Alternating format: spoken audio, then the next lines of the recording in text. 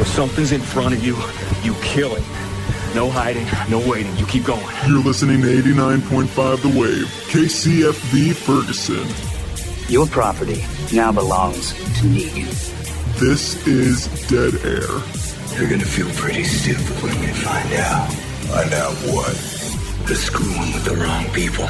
That is right. We are back with the one, the only Dead Air here on 89.5 The Wave. I'm your host, your friendly neighborhood DJ, JazzHandss, and that last couple minutes of The Walking Dead last Sunday was epic. If you don't know, this is Dead Air, where we talk about last Sunday's epic Walking Dead episode, and this one was pretty epic. It was definitely leading up to something. Now, unfortunately, my two normal friends that are normally here, Paul and Anime, could not be here today, so it's just going to be me, myself, and I, so that's going to be a little bit different. It's not going to be as talkative oriented, let's just say, but mostly it's going to be my opinion. So I apologize when this happens, but sometimes it does, and you can't, sometimes you're just on your own, especially when it's a college radio. You sometimes just have to be on your own. So it's just me, myself, and I today, and that's going to be fine. Like, we're still going to have a lot of fun, and we're still going to have a really nice talk about what I like and what I didn't like about last Sunday's epic Walking Dead episode. And of course, this episode will be up later tonight on Facebook.com/STL Dead Air. You can go and check that out. And I would like to actually hear your opinion. Again, Facebook.com/STL Dead Air. I want to hear your opinion, your thoughts about last Sunday's Walking Dead. So let's just kind of dive right into it right now, because we need to talk about that end, Daryl possibly getting killed off and or shot by Dwight. Now, okay. Dwight said it. You're gonna be okay. He's fine. Honestly, Daryl's fine. He's not gonna be taken out like that. At least not yet. Now that could be coming up later. That could be. It's very possible. We don't know what's going to happen, except that preview for next week's episode got me very, very excited, especially because I'm a hardcore Negan fan, and we finally get to see, we got to see Lucille, and we got to see at least the back of Negan, so that got me really, really stoked, got me really, really, really excited. But back to Daryl. Daryl's fine. Like, Daryl lived. He's probably just got shot, and me, personally, I think more than likely what I think is probably going to happen is that he's fine, and this is kind of going to be, with next episode, kind of tie in, and what I actually think is going to happen, really, is Rick and the gang are going to be doing something. They're going to be on a run, probably being chased by saviors throughout the entire woods. That's what the preview kind of looked like, and I don't know, I'm kind of doing this out of order, like predictions for next episode and stuff, but this ties into with Daryl. But it seems like Rick and the group are going to be running from the saviors. They're being hunted. And I think the final couple moments, because it's a 90-minute season finale. And that means that this show, Dead Air, we're going to have a lot to talk about. And that's going to be a big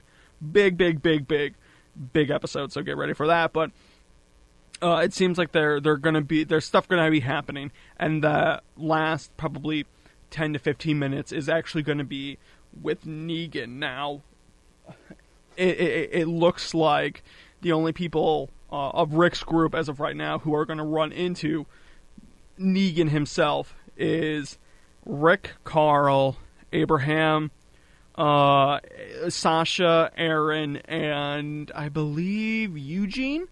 It looks like those are the people that are going to be running into Negan, possibly at the season finale. So it's like, okay, well then I guess Glenn and Daryl are safe. Because they're not on the chopping block. However, because it's Dwight and because of everything, I could see possibly, and I heard this on YouTube. I watched somebody's YouTube video, and they made perfect sense, and it's true. I agree with it 100%. I could see, Rick and the gang kind of like sitting there and stuff, and Negan's like, oh, hey, bring him in. And they've captured. And then, of course, you see Daryl and Glenn and Michonne and all the others that, they possibly captured. So then instead of it just being like, oh, well, it's either Abraham or Sasha that's going to get the quote-unquote comic book Glenn death, which is brutal in the comics. And it might be as brutal. I heard a rumor that in my prediction of it being a first person probably is true, but my brother Jack said something that he heard that could be even more messed up, and we're not going to know who dies until the event actually happens. And what's probably going to happen, it's gross, get ready for it, it's messed up, but this is The Walking Dead, this is what we signed up for when we started watching the show. What's going to happen is Negan's going to, bash his head in, whose ever head in, and their eye, because it's going to be the camera, you're going to be the person that's going to be getting hit in the head, but the eye is going to pop out and fall to the ground and be looking like, and it's going to be like us looking at the ground, and then the body's going to fall and land in front of it, and that's when we're going to get to see who was actually killed off. So that right there, scary. Could be Daryl. I don't think so, though, because there's still so much character development that Daryl needs to do and go for. I mean, his whole thing with Dwight has been interesting, and that the fact that these two people, like Dwight, like essentially hates him for doing nothing, like trying to save him, and like Dwight, like, has been a prick. It's a very interesting dynamic, and I think especially going forward with the series into season 7, their whole play thing is going to kind of be, this like hate, I gotta kill you kind of relationship. As weird as that is, they're enemies, and that's going to be really interesting to watch. Now, if it's, who do we want to die more? Who do I want to die more at the season finale? If it's a toss-up between Glenn or Daryl, I'm going to go with Daryl. Let's start a riot in this. I mean, because Glenn's such a nice guy. But, again, it's kind of like what I've said before, and I've said it a lot, and I'm going to be saying it again. Glenn, as of right now, I feel his character development has gone as far as it can. He's kind of at the peak. I don't think he can kind of go any farther. I don't think he could change. Yes, he got his first human kill. And I think that might cause, that might pay the price for it. And I'll talk more about that when it gets to, when and if it ever comes to it. But I digress. So, yeah, it's going to be interesting. And I really think that Michonne and Glenn and Daryl and Rosita's storyline is going to kind of come to a fruition when it's at the end, and we might not see him through the entire episode, or we might see bits and pieces of him throughout the episode, but I could see them coming in at the end. So instead of being like, oh, well, what happened to them? It's like, oh, no, they're here too. They're going to die. Someone's going to die. I really think that's how it's going to play out. Now, one thing that I had a problem with is Daryl, as of right now, his character's, and this is why I say they're not going to be killing him off yet. He's interesting. He's gotten really, really interesting. And it's like, yes, he's always been interesting, but I've liked him before, and I really like him now. He's come into his own, and he's... I want to know what he's really feeling. I want to know what's going on, because with Beth, somebody that he was kind of close to, died. Okay, that was way back before Alexandria. Now we have Denise, and now he's kind of going on this blood crazed, I gotta go kill this guy. I need to go kill this guy. I need to get closure. Which I think Glenn was 100% right. She's gone. You're not doing it for her. You're doing it for you. And that's kind of I think he knows that, and I think he still has to kind of go through with it, and that's what Rosita has to go through too. It's this revenge thing, and I really think even if he did get revenge, it wouldn't make him feel better. And I mean, it's such a cool and interesting kind of character, because he's almost, I don't want to say he's having a temper tantrum, but it seems like he's kind of having a temper tantrum. Because he wants to go out, he wants to find this guy, and he kind of wants to get revenge. And I think I'm kind of with Glenn on this, where I don't think that's going to give him closure. I think and this is with the whole group, and I want to talk about this. And I said this during the episode when I was watching it. It seems like the group is starting to split up. And again, not in the sense of, oh, well, what's right and what's wrong, blah, blah, blah, blah, but, well, yeah. And not in the sense of oh, well, we should trust these people or we shouldn't, blah, blah, blah, blah, but in the sense of they're splitting up into, well, is killing really right or is it wrong, is actively going after a group and trying to kill people to protect ourselves. Is that right or is that wrong? And that's where I think you got that little breakup of Glenn and Michonne actually walking back to, their car before they got ambushed, and Rosita and Daryl walking the other way. I think kind of like the whole quote-unquote symbolism and stuff. They split up. And it's one group feels that they have to attack, they need to kill, and that's kind of what Rick's a part of.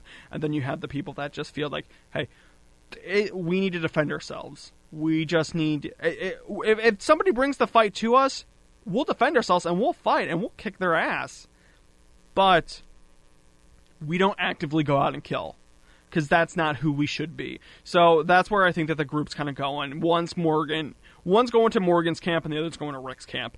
And it's going to be really interesting as the show progresses what's going on with them, because I feel that there's a lot of animosity towards what they've done to the Saviors already, because essentially they're not good guys.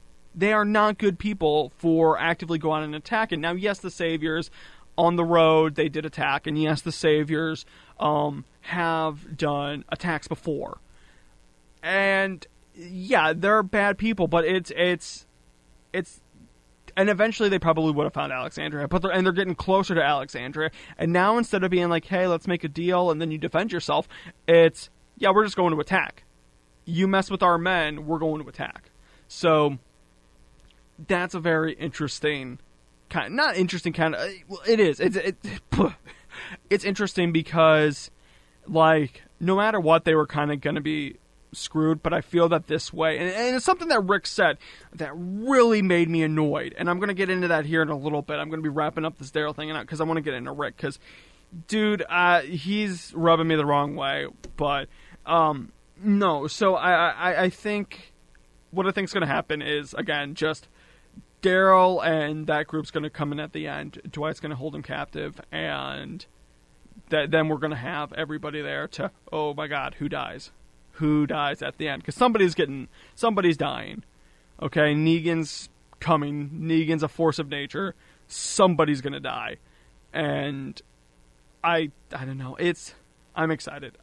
I know that sounds bad, and I'm gonna get into Rick now and I'll tell you why. Rick, what the hell is up with Rick? Okay, he's gotten on my last nerve. I swear, he's gotten so annoying, because one episode I'm with him 100%. I'm like, yes, this is the leader that we need. Somebody that pulls everybody together. Somebody that works with everybody. This is the leader that I want, None of this, oh, I'm angry, blah, blah, blah, blah, blah stuff. It's a leader, I respect this guy because he can go into his beast mode, and then he can go into this friendly, nice guy. Yeah, as friendly as Rick Grimes can be. And then all of a sudden, he flip-flops. Again, he's a flip-flopper, and this is so annoying with me, and I hate Rick Grimes so much sometimes, because he flip-flops back and forth from this really cool, awesome leader that I'm like, 100%, I'm following you, Rick, I'm down, to, Rick, what the hell are you doing? You need to, like, calm down, like, how he was like, oh, I don't take chances anymore, and there was one line in the show that really, really got me, like, riled up. It like, really annoyed me, because it was the one where him and Michonne were in bed, and he was talking, and he's just like, oh, well, the world's ours, we'll take care of it, we'll fight. It's like, dude, come on. Really? Really? You think the world's yours? You think that your group can handle anything that's out there? Like, I get it, that's nice to have on a group. It's like, you trust your people, and you trust your crew that much, but it's going from Rick all of a sudden thinking that, I think that he's going from, like, open-mindedness and, like, he's becoming a really good leader to, he's got that closed mindset again. He's got that closed mindset, and that's so annoying with me that he flip-flops back and forth, and it's like, Rick, dude, pick a side, please. Like, he even said, like, oh, well, all we need is in the walls. All we need is just, to keep safe and be inside the walls, and that's all we need. It's like, dude, that's so small-minded. What are you talking about? You have to go to Hilltop, and you have to talk with people. You have to talk to other groups, because, yes, okay, the Saviors are a big, bad bunch of people, but that's not every group you're going to come in contact with. And if you have good standings with a good couple groups and you do favors for a good couple groups like Hilltop and probably some other civilizations, possibly Kingdom, going to be getting into that a little bit later, but if you have good standings with other groups, then when the Saviors do attack, you can, these huge communities of people can run these troublemakers. Because they'll go to one place, oh, we can't take over here because they're too well defended. Let's go to another place. Oh, well, crap, they're defended, and they're watching Alexandria's back, and Alexandria's watching Hilltop's back, and Hilltop's watching this group's back, and Alexandria's got their back too. And so it becomes such a big, like just this huge kind of army that are in different civilizations. And yes, they could be attacked still, but a group possibly like the Saviors, who are big. We haven't seen we're going to see a lot more people, but a group like the Saviors, if all of a sudden, like, 5 civilizations are together with 50 plus people inside, you're going to think twice before you go to war with any of them, because you go to war with one, you're going to war with the entire group. And it's this just closed-mindedness that Rick has that's really frustrating me. It's really, really frustrating. Like, I don't know why, and this is what I said earlier, it's almost gotten me more excited to see Negan show up and put Rick in his place. Rick's got this, like, arrogance about him that, like, we can take on the world, and that's not bad to have, don't get me wrong, but it's like, dude, who are you? You really think you could take on the world? You really think you can stand a chance in this place? I get it, you've been lucky, okay? You've been lucky, you found Alexandria.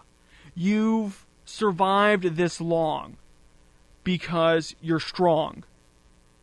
That does not mean you can take over the world. That does not mean you can run the world. That does not mean that your group can survive anything. And Negan's going to show him that. And Negan, I think, is going to put him in his place. And it's one of those things where Rick's gotten me so annoyed and so riled up where as soon as Negan shows up, I hope Rick cries. I hope that Rick really is put in his place and realizes we're not as strong or as big as we think we are. And we still got a long way to go. And this could eventually turn into Rick becoming colder and possibly going down that road that I don't like. But still, he's annoyed me. He's really, really annoying me. And the stuff with him and Morgan in the car was really, really fun. Just the two of them talking kind of back and forth.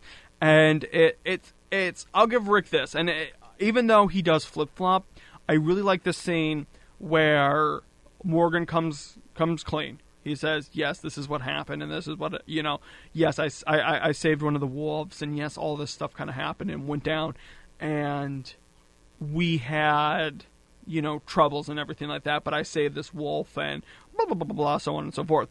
And, Rick kind of, like, looks at him, and he's like, you left him in the house, and he was getting, like, really, really mad, or you let him in the basin. It's like, yeah, but he saved Denise, and Denise essentially saved Carl. And it's this circle. It's like you give one person a chance, they might, repay you. Some of them won't. And it's what I said before, and I'm going to stick to my guns with it. It's, depending on the group you go in the apocalypse, that helps mold you. Rick and the group tried, and so they're essentially internally good people. They just, like Rick said, don't take chances anymore. Whereas if you run into a group like the Saviors, you're going to become more tough. So, again, it's that molding. And if you give somebody a chance who feels like they shouldn't have, or feels like, this group is too crazy, I don't need to be here, they'll probably take that way out. So, but, again, I thought it was really nice. And it cools me off on Rick when Rick's like, you're going to come back. Even though Morgan, like, upset him and made him mad, he's like, you're going to come back. And he's like, here, take the gun. It's like I like that Rick. I love that Rick. And I don't like this arrogant Rick. And again, I can't wait for Negan to show up because I think he's gonna put Rick in his place, and that's gonna be a lot of fun. That should be interesting. I apologize. I was reading something. I got a little bit of notes here that I was reading from this episode. And because there was so much stuff, so much interesting and fun character dynamic stuff going on within this episode, but I'm going to actually be taking a little bit of a break now And when I come back, I want to definitely talk a little bit about Maggie and a couple of the other stuff, and Carol, definitely other events that have happened, and Morgan, and possibly the Kingdom. So stay tuned to 89.5 The Wave, because Dead Air will be back right after this. We gotta go, Beth. We gotta go. Stay tuned for more Dead Air on 89.5 The Wave with JazzHandss. Bad ideas for an Olympic event. This would take the gold. Dead Air is back on 89.5 The Wave with JazzHandss. Today's your lucky day, fellas. You've been pardoned by the state of Georgia. You're free to go. That is right. We are back to the one, the only Dead Air here on 89.5 The Wave. I'm your host, your friendly neighborhood DJ, JazzHandss. Unfortunately, you're just stuck with me, myself, and I today. Couldn't get really anybody else to come in and talk a lot about last Sunday's epic Walking Dead. So FYI, spoilers are abound. And hopefully, hopefully if Big Boss Paul is listening, I hope you feel better, man. Seriously, we missed you and love to talk to you about this, and I really hope you feel better. So he's under the weather. Anna never showed up. Anna May. So it's just me, myself, and I, which is totally fine. We're having a lot of fun still talking about Walking Dead. So let's dive right back into it. If you missed a little bit earlier, I kind of covered over what I think is going to happen to Daryl and the group after Daryl's death scare. It was a death scare. He's not dead. He's fine. But I talked a little bit about that, and then I talked about how annoyed I am with Rick, that he keeps flip-flopping between a good leader and this close-minded person that doesn't take chances anymore, that goes off on Morgan for no reason. He goes off on Morgan for no reason, just because Morgan speaks his mind. It's like, oh, well, sometimes you have to, or I'm Rick Grimes. It's like, come on, dude, really? Another thing that I forgot to mention before, because I was going over my notes, and we're going to get kind of into this, too, because I still need to talk a lot about, like, Carol and Maggie and just all that group. But one thing that I have noticed, too, that really was interesting was there was the part where Rick and Morgan are walking up to the farm, and they're talking about, hey, or Morgan says, hey, I heard about what happened at the prison, about how she killed 2 of your people that were sick, and then you sent her away. And he goes, yeah, nowadays I would thank her for it. I would thank her, and everything like that. And it's just like, Rick, really? I can understand maybe fighting some saviors. You can possibly even justify killing the saviors. They are a bad group. But to kill your own people who, they were sick and they were going to spread the disease. Dude, your prison got hit, like, really hard with that sickness. And just because those two were killed doesn't mean, like, nothing happened. Like, they was unjustified. What if they were one of the ones that could have pulled through and you would have had a stronger group at the end? It's like, you don't get to decide who should live and die because if they're sick. I can understand, and this is where I have the huge problem with them attacking the saviors. And yes, you can say, okay, well, they were a bad group, they were going to run into whatever. It still comes down to the point where you don't get to decide who lives and dies in this world because of you're afraid of what could happen. Stuff's going to happen. Okay, if you defend yourself, that's a different story. You're defending yourself. You're defending what you have against bad people. You don't take the fight to the bad people, because then you get stuff like this where now you're getting big bad Negan coming after you because you mess with his men. You're messing with these people, and you can't sit there and say, when you go after somebody in this world, you can't sit there and say, oh, well, hey, I was scared. We were scared. We were just trying to do it. It's like, no, you end up being the bad guy in that situation. And no matter what you say, no matter what you do, you still bought the attack to them. And when they retaliate, you can't be mad. When your friends and people that you care about die because you were afraid of a possibility that some group's going to come and get you, you have to take their responsibility, and if they do come, because instead of being like, oh, they might find us, they might not, or, at least we could set up a trade deal or something, you could defend yourself, it becomes, instead of just them running into them and, them defending themselves and everything like that, it's now you have to go. Now they're after you. Now they're gonna be killing you. No matter what. And it's shown, especially with Carol. You see that with her little run-in with the group, and I'm gonna be talking about Carol. It's just, it annoys me so much what Rick's been doing. I'm so fed up with Rick flip-flopping, and I want him to be, I want him, and I know it's like, you can't really have it, but I want him to kind of be that moral compass. He's a good fighter. He's a good, when the stuff hits the fan, he's good at, helping to, rallying people and having them back up, but he needs to be that person that also opens up. And that's where I think that division's coming in. That's where I think that it's going to be splitting up into that two group kind of dynamic of, we still need to bring people in, we still need to survive, blah, blah, blah, blah, and we need to close ourselves off, and we need to kill anybody who kind of tries to get, who even looks threatening around us. So that's where I think that the group's going. And now to talk to Carol, because I could go all day about how Rick's annoyed me. I really, really can. But to talk a little bit about Carol, now she's gotten some really good character development. And, it's something that I believe... Melissa McBride's the actor. One of my favorite people on Talking Dead, she was on last week. And this is why I need more people around me, because I'm horrible with names and I forget, but I love her so much. Yvette Nicole Brown. Yvette. Miss Nicole Brown, who was on Talking Dead last Sunday, said it really best, and I totally agree with her 150%, that when you first see Carol kind of hyperventilate, and when she runs into the Saviors, who were on their way to Alexandria, so again, now it went from, oh, we're just looking out the area, and maybe we could do some trading, to, yeah, we're gonna go and attack them.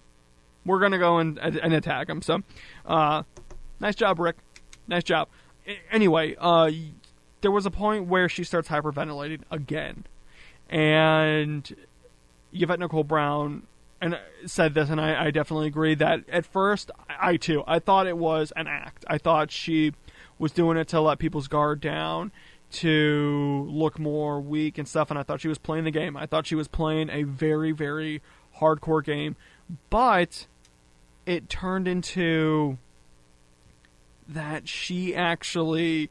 She did it again, and it didn't seem now like she's playing a game. I think, and Yvette Nicole Brown said this, and I agree with her again. It looks like she's hyperventilating not because she's scared, but because she's not scared for her life. She's scared that she's going to have to kill again, because she knows she can take these men. She knows she can kill these people. She knows that she can get away with it, and she knows that she's this kind of force of nature, and I think she hates that she's this force of nature. She hates it. She wants to be what I think Tobin said she was, the mom of the group who cares and who doesn't have to kill, who just is a caregiver. She's good at that. She likes that. But she's evolved into this killer that does what she has to do, and, it's something that Rick said, and that's one thing that I've really noticed, and I think she's leaning more towards Morgan in this aspect, because Rick is, oh yeah, she does what she has to. She does what she has to survive. She doesn't take chances. I don't take chances anymore. Whereas Morgan's like, but do you really like it? Do you really like killing? Do you really like being this force of nature? And I think that's speaking to Carol, and I think we're going to see another change in Carol. And her evolution as a character, it's beautiful to watch. Seriously, she's went from this like little meek housewife to this overall badass of a killer, to now she's feeling regretful and possibly becoming somebody even different. She's changed so much, and she's still changing, and that's why I say what you want. If you love or hate Carol, you cannot tell me that her character is not at least interesting. She has one of the more developed characters in the entire show that's still evolving, and that's so much fun. More so than Rick, more so than like hardly anybody. She hasn't gone like plateaued or stale, is what I'm saying. And that's not saying that there's a lot of people in the show that are, stale character development. Don't get that wrong, but they stop a little bit developing. An example, and I know I'm gonna get hate for this, and I'm sorry in advance, but Daryl, I feel like he has some character development going, but essentially he's kind of just been like the same since season. He's changed a little, but he hasn't changed a lot. He still gets extremely mad when stuff happens. And when he's not, he's kind of just moping around and being quiet. And it's something that me and my brother talked about last Sunday. We talked about The Walking Dead quite a lot, so it could have been any other day. But we talked about it, and, it's like we kind of miss that Merle side of him, as weird as that is. We miss that, redneck that, screams and gets real angry over kind of nothing, kind of goes off the handle and stuff. And it's like, yes, that's not his character development now. But he's become, you can't say that he hasn't kind of become real quiet, and he hasn't kind of stopped developing too much, as a character. Like, he has and he hasn't. He's still kind of mopey. He's still Daryl. It's just, instead of being like, hey, we need to go bring people out and, get people, it's, hey, we need to step it back. We need to... what's it called? We need to... He went from, hey, we need to bring people in, to, hey, we need to kill people. And that's one thing that annoys me. But back to Carol, because Carol, again, her character development is interesting. And what I think is going to happen is there was a quick glimpse in next week's premiere of somebody or something walking with her rosary. So that could either mean that maybe she turned, maybe it's her, I don't know. It could be one of those things where her and Morgan get captured by the Saviors and end up at the big, kind of finale. And that's where everybody kind of comes back together, and that's when it's like, okay, yeah, no, we're going to war. Or possibly, and one of the things that I think could possibly happen with her whole character arc and her whole character development is that her and Morgan possibly, they might show bits and pieces of them next episode. I think it's probably going to be more of a Maggie kind of dealing with what's ever going on with her, which I'm going to be talking about a little bit later, and Rick's group running from the Saviors, with glimpses of both Carol and Morgan thrown into the show. They could very well end up, their story might not get resolved this season, but next season, possibly, I could see the two of them running into each other and possibly going into Kingdom. Kingdom in the comics is a place where Ezekiel is at, and Ezekiel's huge in the comics, huge. And I'm excited because we were talking a little bit about that. Me and my one friend Kitty and my brother Jack, we were talking about it, and Ezekiel has a pet tiger. And we've talked about this on the show before, and it's still, he has a pet tiger, and we don't know how they're going to do it. Is it going to be CGI? Are they going to get a substitute? I think they're just going to bring in a tiger. It's like, yeah, it's probably going to be a living hell, but the show can afford it. You know what I mean? The show, after doing all that it's done, it can afford it. So, but I could see their whole story arc possibly being not resolved, but at least continuing and going into Kingdom, and then we're going to realize that there's a third place. Because I believe there was, and I could be wrong, the guy looking for the horse that Rick and Morgan ran into, he I think was from Kingdom, or at least people say it's from Kingdom. So I could really see Carol and Morgan's story arc kind of be resolving in Kingdom, or they run into each other at the end of the series, and Morgan might kill Carol. I don't know. It's one of those things where I've talked about, and like it could be. I don't know. Probably not. This is me snowballing, but I want it to be interesting to where Negan, if he runs into Carol, can look at Carol and be like, "Why are you hiding? Why don't you want to kill? It's clear you want to. You're stopping yourself. What are you doing? Come on. If you're going to kill me, man. Like, come on. I can tell." So that's one thing that I'm excited for. But now to kind of move on, because I want to talk about Maggie, because Maggie is going through leaps and bounds. Which, okay, I'll admit it, I was wrong. I was totally wrong with Maggie dying this season. She cut her hair, and it was funny because on Talking Dead they actually brought that up. It's like, yeah, she cut her hair. She didn't die. Nothing happened. Enough. So I'll openly admit I was one of those ones that jumped on the bandwagon of, oh no, Maggie died. She's cut her hair. The actress. But so yeah, it seems like she's changing. She's changing again. It seems like a lot of these characters are changing. And real quick too, because I need to talk about it. Maggie, there was a quick scene when Glenn and the others went out to go look for Daryl. And Maggie was just standing there, and she was, the cameras had her in the mirror, the rearview mirror as they were driving away. And I was really got to thinking, and I'm like, if Glenn gets his death from the comics, that's the last time they saw each other. That moment was the last they saw each other, and that's heartbreaking to think of. I don't want people to think that I'm excited for Negan because he's going to kill off major characters. Like, no, it's going to suck. I love Glenn, I love Daryl, and I love Carol. Despite some problems I have with the characters, I still love them as characters. They're fun, and they're allowed to have those character flaws and problems because they're normal people. They're normal. So sometimes it's slower to develop a character more so than others in real life. So that's fine.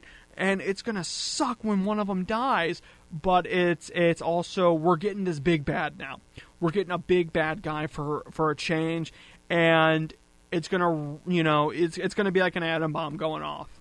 It's going to shake the foundation of what Rick believes in, and Rick definitely deserves it. No one else does. I think Rick, not the death, but Rick deserves to be taken down a couple pegs, because that arrogance, man. That arrogance annoys the hell out of me.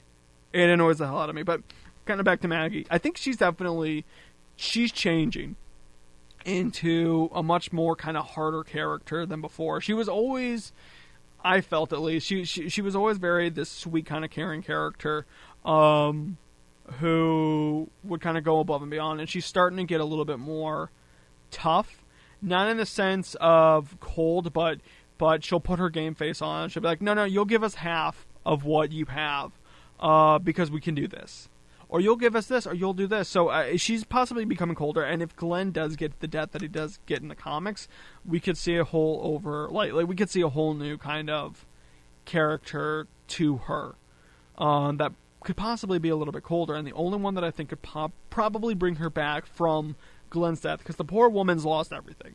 If Glenn dies, she has lost everything except, the baby, which problems going on there, and I'm going to be talking about that a little bit, but I think the only person that could possibly bring her back from a coldness is Enid. Her and Enid are becoming very, very close. I don't know, I think it's more of a sister bond more so than like a mother-daughter kind of bond, but you never know.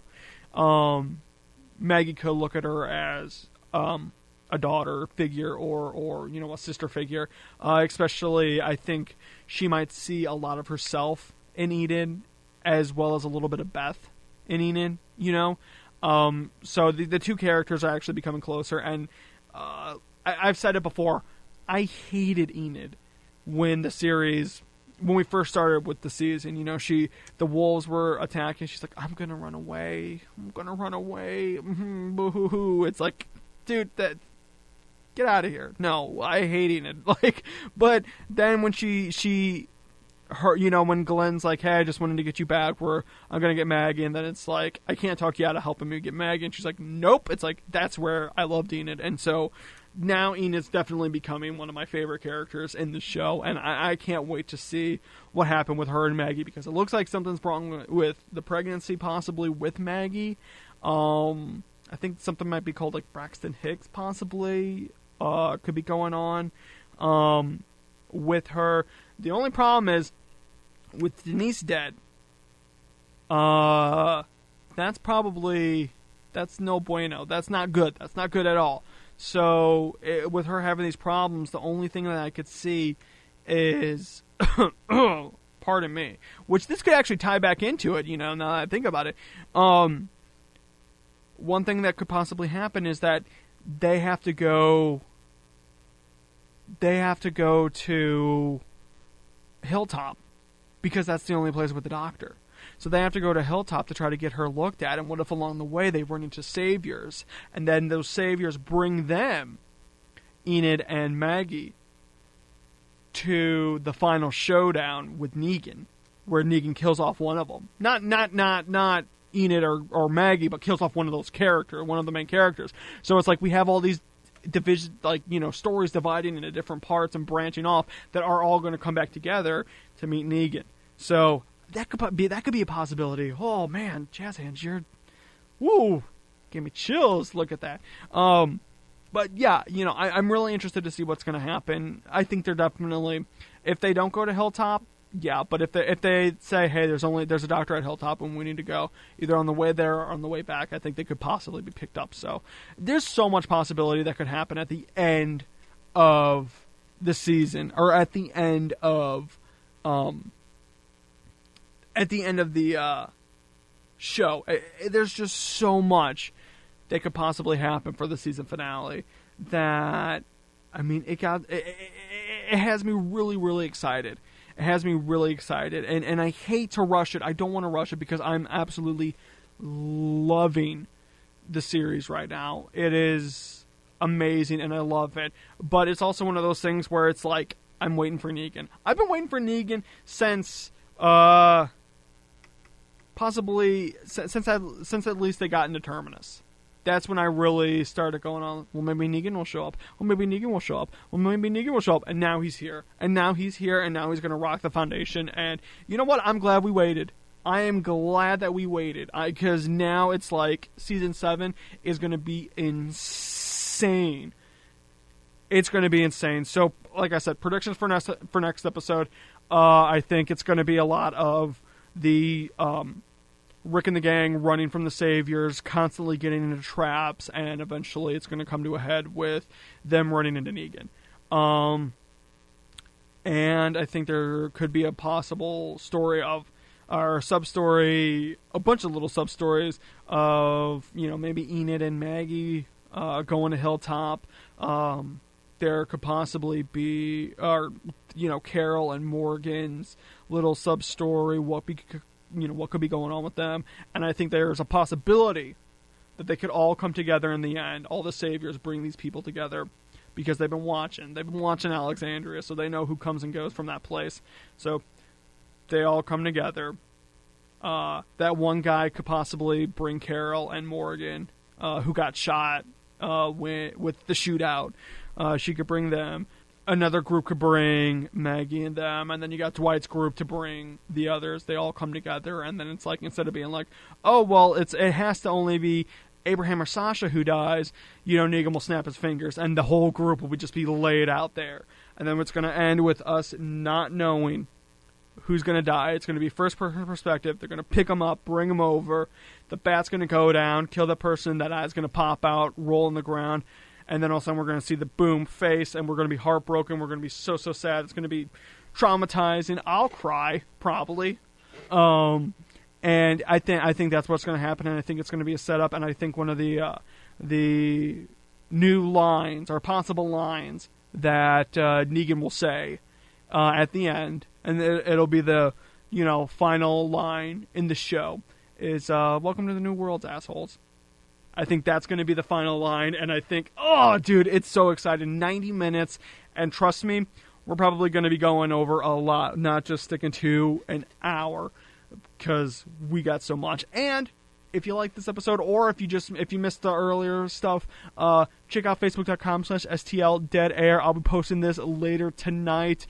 It'll be going up, and you can comment, talk about what your theories are, and let me know what you thought of both the video and what you think is going to happen in the finale. So thanks everybody so much for tuning in. I had a blast. It's always been fun.